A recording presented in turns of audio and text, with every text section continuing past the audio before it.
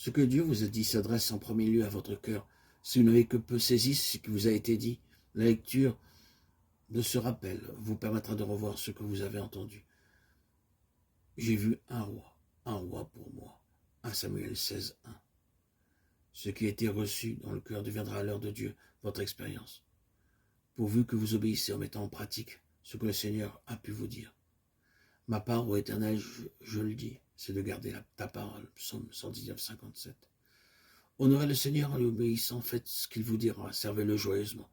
C'est ainsi que vous entrerez progressivement dans l'expérience de la plénitude qui est en lui.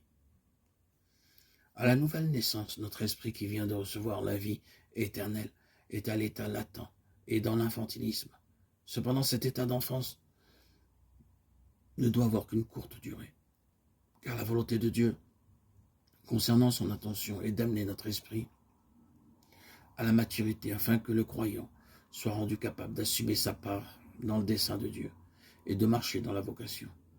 Cette maturité, cet état de fils est donc quelque chose que nous devons atteindre, quelque chose à laquelle nous devons parvenir. C'est en vue de cela que le Saint-Esprit est appelé l'esprit d'adoption, Romains 8, 15.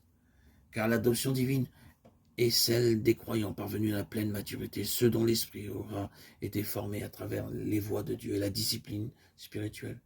Ceci montre de façon évidente que toutes les activités de la vie, celles de Christ, sont dans l'esprit appelées aussi l'homme intérieur, Éphésiens 3, 16, 2 Corinthiens 4, 16. Dieu avait donné à Adam la domination sur toute la création, mais à cause de sa désobéissance, il perdit tout. Cependant, le dessein de Dieu à l'égard de ses rachetés demeure faire de nous un royaume et des sacrificateurs, qui a fait de nous un royaume des sacrificateurs pour Dieu son Père, Apocalypse 1, 6. Aussi, lorsque nous recevons le don de la vie éternelle, si cette vie gouverne notre être intérieur, elle introduit en nous le sens de notre destinée, celle du trône.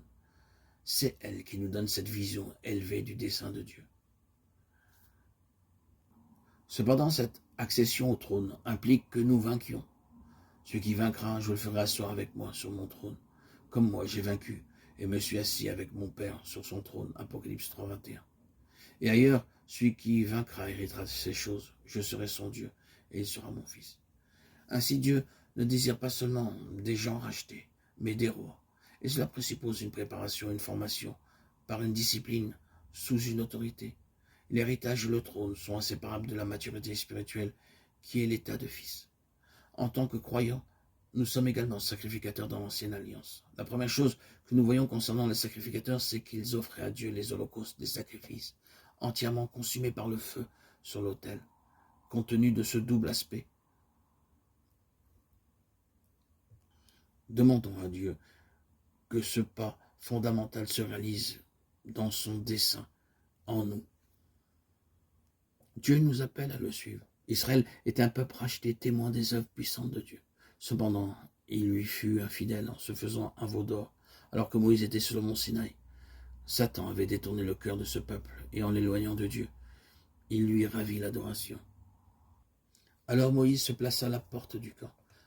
À moi, ceux qui sont pour l'Éternel, Exode 32, 26.